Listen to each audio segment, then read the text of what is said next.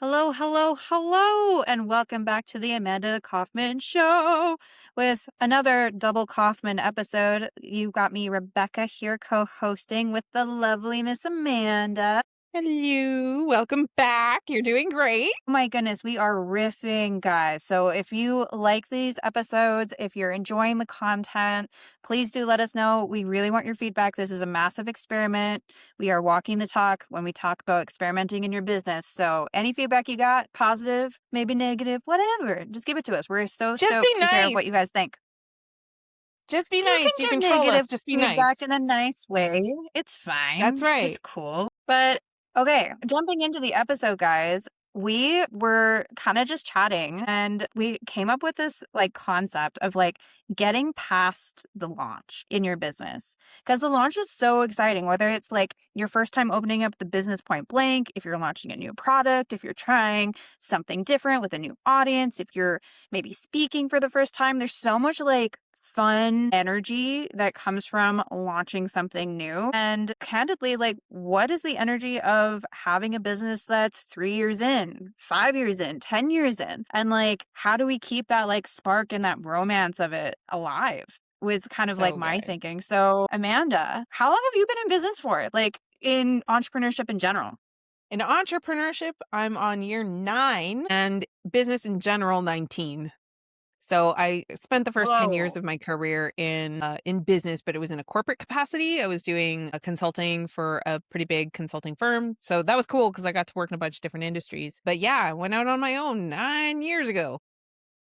And when you think about what you thought entrepreneurship was going to be, were you right? Were you at all able to predict what your life is like today? God, it is different. It is different and it is better in a lot of respects. There were challenges I never could have anticipated.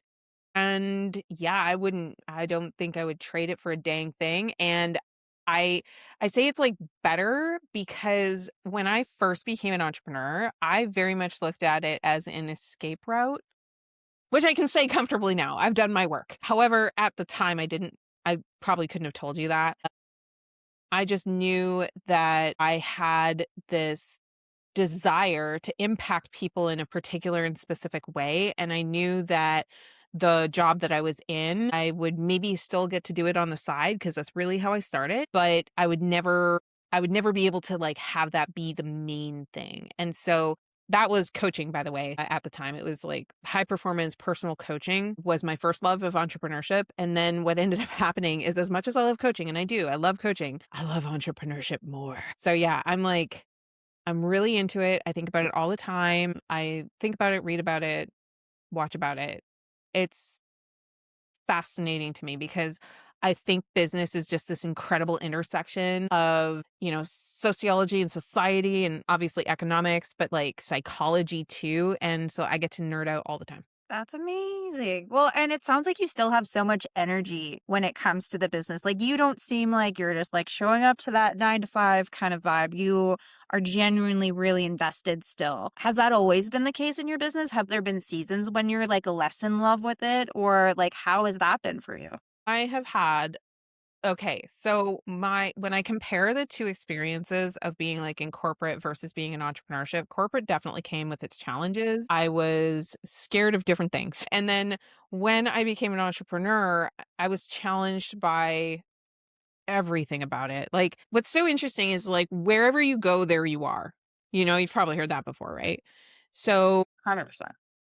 when I left corporate America, I had this idea that I was going to somehow walk into this utopian version of society where, things were more fair when it came to gender dynamics, that I would be more respected, as a woman in business. Da, da, da, da, da. Da.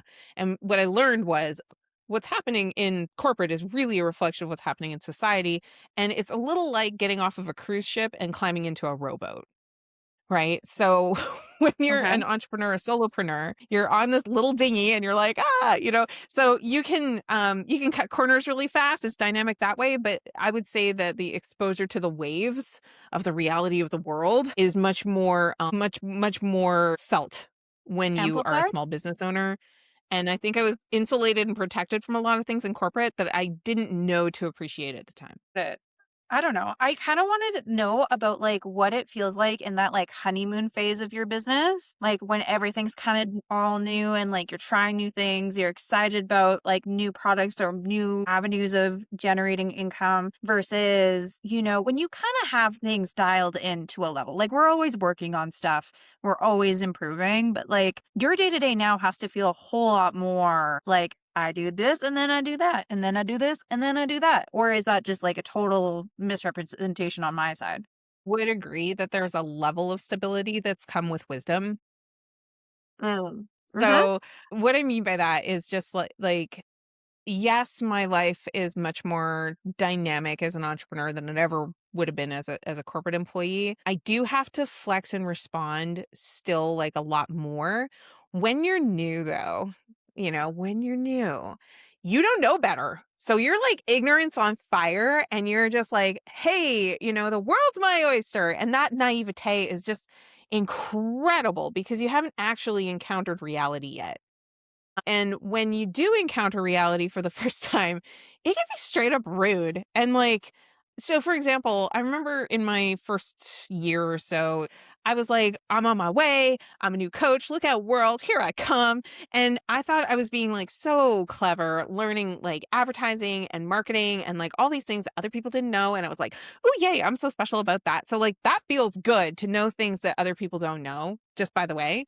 So then I go and I'm like, I'm gonna hire this agency and they're gonna build me a funnel and they're gonna run me some advertising and it's gonna be great. And so we did, and it was less than mid in terms of it was ugly. I don't even know how they picked those colors. I still to this day I'm like, I think they might have been colorblind, like, not joking. And then I was doing videos, and I guess I had this expectation that doing video was gonna be crazy easy. And the thing is that for the prior, like, decade before all of this was happening, I, like, avoided having my photo taken, much less doing video.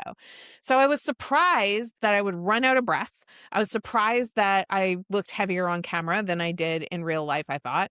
I don't know, there's, like, a whole dysmorphia thing that can happen there. And even just handling the dang videos, like, I thought that I'd turn the camera on, smile, and be, like, myself, and then people would love me because now, of course, they know about me, and then, everything would be great, like, "Look out, millions of fans, here we come," and, that's not what happened, We ran That's weird. the ad spend.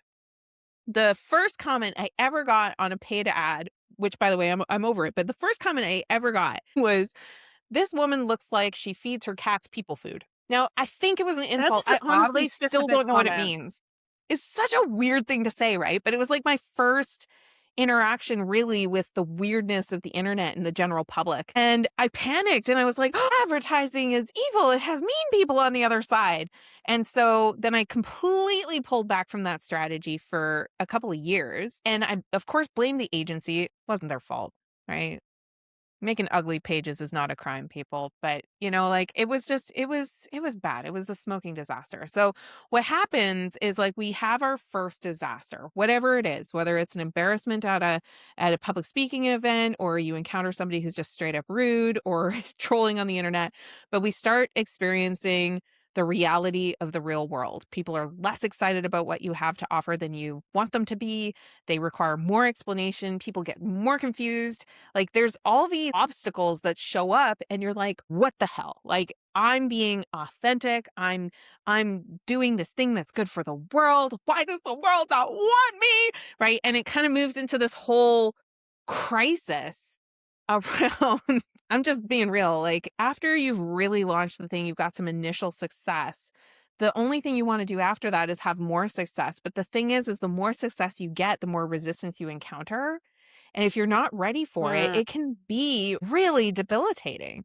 So to your question about like, you're pretty high energy. Like, are you always like this? And I'm like, no, right? Because anytime I hit a new resistance that I wasn't anticipating, even at every level, there's the saying like new level, new devil. Nowadays, if somebody Mhm. said something rude on the internet, please don't, right? Do better. But like if people do leave something that's like mean or nasty, I'm now more attuned to being able to deal with that, and I don't make so much meaning out of it that I used to. But yeah, like I think part of the sustainment is the desire to continuously grow while simultaneously starting to face the resistance that is reality.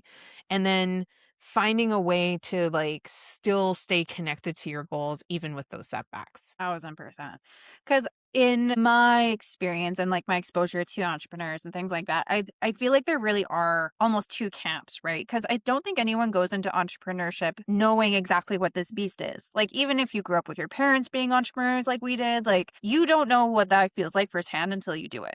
You know what I mean? And so I feel like there's like the entrepreneur that has that longevity, that has the staying power, that's able to pivot and go through those resistances and still grow. And then there's the person who maybe had that initial success and is realizing what entrepreneurship actually is and finds out that it's not for them. You know what I mean? More of that flash in the pan kind of experience. Do you find that there is like a commonality between the people who have that higher longevity level that are able to like really sustain and make this something that is additive to their life in the long term? This is oh wow. This is Thank you for asking that question. I've never been asked that. I think that some of the thread that I see in people that have real staying power, I notice a much higher resiliency in terms of tolerance for pain. They will endure and endure and endure. Now, I think that, similar to your frame earlier, there's kind of two ways of enduring pain. There's enduring pain as in like endlessly tolerating it and doing nothing to relieve it. And then the what I'm really talking about is tolerating the pain because of the belief in a payoff on the other side of it. Mm-hmm. So it's painful to be wrong. It just sucks. We don't like it as human beings. And if you're going to get good, you're going to need to test things. And when you find the thing that wins, it automatically means you were wrong before. So having that ability to humble yourself, I would say, is the second big thread. Is there even the most egotistically expressive person that you've seen online, if they have like a lot of staying power, I can tell you that when you talk to the person, like for real, over dinner or a beverage or whatever, they have this humbleness to them, even if they've got a big personality, right? And I think that that comes from being knocked down and getting back up and being knocked down and getting back up and like doing that so many times. You realize that like you actually don't control as much as you think you do every time that happens. And so that humbleness, like to be humble means to be grounded to the earth. And so you can be loud and gregarious and you can have like this really extroverted sort of presentation and still be a really humble character. And I think that that's a more subtle trait and it's a very powerful trait because it means that that person is going to be steady in a storm and it means like that person is going to persevere. Right. So they have really high perseverance. I think the other thread that I've noticed among the extremely successful people over the very long term is their relationships. So they surround themselves with an inner circle that is has their back. And I think one of the things that I learned in my journey so far, I mean, I'm 9 years in, haven't had my 7-figure year yet, but we've done, pretty well, pretty well, multiple six figures for years. And the thing that I noticed is like I had a peak year where it was like we did over $500,000 and we were really, really cooking and we tripped. Right. We tripped and fell. And we tripped and fell over squeaky loud processes, being overextended in our time and our energy. Like there was a whole big drama attached to it. So the only thing that I could do to make sure that we were still here was to scale back. And boy, I tell you, when I scaled back, it revealed very freaking quickly who was in my inner circle. Hello. And who was actually not, who was there just because they thought they could get a little more out. And so what I noticed about people that have real longevity is they tend to have a pretty tight inner circle, as in it's not easy to penetrate and get into. But once you're in and once you have that support system, like I can't think of somebody who's been in the game for a long time who doesn't have a number 2, 3, or 4 that's like shoring them up. right? And not because they're a victim and not because they have to be rescued, but because you need those confidants. You need those people. And I think, like, getting back to the whole humble and grounded thing, real friends are going to ask you to remove your head from your ass. And they're going to do it with candor, and they're going to do it with kindness. And if you insist on, like, I think a really unsuccessful behavior is to surround yourself with sycophants. So what I mean by that is, like, surrounding yourself with people who are just like, "Oh, what you do, like, everything you do is just, like, so Yes, perfect. There's man. nothing you can do wrong." Like, the yes man. Exactly. It's like, those people, man, like, they need so much help with personal growth development and agency, but I think as a leader, it can feel really good to have people around you tell you that you're so perfect and amazing all the time, but when the shit actually hits the fan, those yes men become, "Who were you?" And they're probably not gonna be somebody who's gonna be able to offer something meaningful to you in a time of trial. And yeah, so I think that's like 3 things. Those are big things. Those are really big things. Those are character traits you have to cultivate. 1,000%. 1,000%. And I think that what the initial, just bringing it back to relationships, because I think it's massive for people who want to do anything hard for a long time, is It's like huge. the people that you initially meet are probably not going to be those people. Because, like, at least in my experience, it's been initially you meet people who are just like you. They're at the same level, they're trying the same stuff with varying levels of commitment and discipline. And then you meet people who are, getting higher to your discipline level, so on and so forth. But like you say, it's those people who are willing to lovingly ask questions, I think is where you really level up in terms of your inner circle, because you're not going to be right all the time. You're not going to have the right thought process. You're not going to be on this is it. And I think that's why our relationship works so well. And this is why, like, as siblings, obviously, but also like in the context of me supporting you in your business, is you are the boss at the end of the day. I'm never going to tell you not to do something. I don't have the power to do that. But I will always lovingly ask the question, be like, so have you thought of XYZ thing? Yeah, and, You know? I often talk with my clients about this idea of lay pause, which is my French way of saying, "Just take a sec," right? So, lay pause, and I think the thing is when you have the right relationships around you, it does build in lay pause, because it can be really hard when, especially if you're really excited about what you're doing, or you're nervous about what's happening, or you're scared and you're just like, it's easier to stay in reaction, and to be that Tasmanian devil that we've talked about before. To self-recognize a pause is required can sometimes be really challenging. And so that inner circle being able to just ask the question, right? They're not trying to compromise your freedom. They're just like, I'm curious. What are your thoughts about this? Right. And it does just build in lay pause. It's pretty cool. Is my biggest secret to having some of the most incredible relationships in my life, including my sister, but in addition to, is to generously have the same level of presence, right? Like, really be somebody who's not critical of your friends, but rather a cheerleader of your friends, and being willing to ask those questions that they may be scared to ask themselves or say out loud. And you're going to find out pretty quickly who's up for it and who's putting on a show. Right? And, yeah, so just look for the real ones, because 'cause you're only gonna find a few, and once you find, like, hold them close. Take care of them. Yeah. Take care of If them. you want to Mhm. have that village, you got to be a villager too, you know? Yeah, exactly. Okay, cool. So, I mean, for me, the biggest takeaways from this is if you want longevity, it's being able to do things that are hard consistently and being wrong a lot. But it sounds like really being conscious of that end goal and like knowing what you're doing it all for. And then having that tribe, that village around you that really gets it and is not only just going to say, yes, you're amazing, but also hold you accountable and help you push yourself at the end of the day. Is there anything else that you're really thinking is important for that longevity moment? There's this great clip that I've seen for years that Tom Hanks shared where he said, "When things are really bad, just remember this too shall pass. And when things are really good, just remember this too shall pass," right? And everybody around the table laughing. And I think it's really true, So, like, when you're at the height of a moment and you're winning all the awards and you're getting all the accolades and all the opportunities, and it's like there's nothing I can do that's going to go wrong.